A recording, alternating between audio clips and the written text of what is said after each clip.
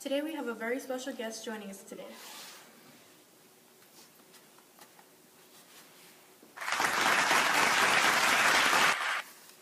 Thank you for joining us today, Frederick. The pleasure is all mine, ma'am. I'll start off easy. Just tell us a few things about your life. Well, I was born in a slave cabin in February 1818, near the town of Easton. My mother had dropped me off at my grandparents', which from there I was dropped off at a plantation, where my master lived. A few years later, I was sent to live with Hugh and Sophia Old. The mother was a real sweetheart. She taught me how to read the alphabet until Hugh stepped in because it was unlawful to teach slaves. I took it upon myself to read, asking for help from other boys every now and then.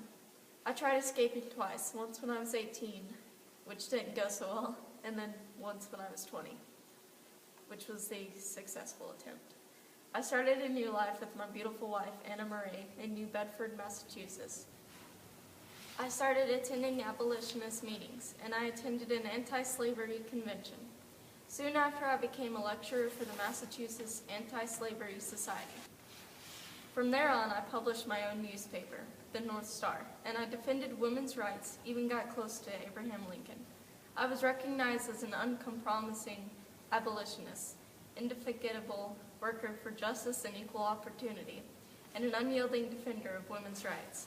It was a tough life, but you just have to remember to use the power of spoken and written language to effect positive change for yourself and society. That is a very interesting life story, Frederick. Did you ever get to know your mother? Why did your grandparents drop you off? How did that affect you? Well, my mother had left me only a few weeks after I was born. She dropped me off with my grandparents. When I was 6, my grandparents took me to the plantation. She never told me she was going to leave. She just up and left. It wounded me deeply. I'm not sure if I've fully recovered from the betrayal of the abandonment. Well, I'm sure if your mother is still with us or watching this, that she's very proud of her son. Now, when Ms. Auld stopped teaching you how to read, how exactly did you learn? What was the first book you read, and what did it teach you? I made the older boys in my neighborhood my teachers, in a way. I bribed them with food to teach me how to read and write. When I was 12 or so, I purchased my first book, The Columbian Orator. It was a popular school book at the time.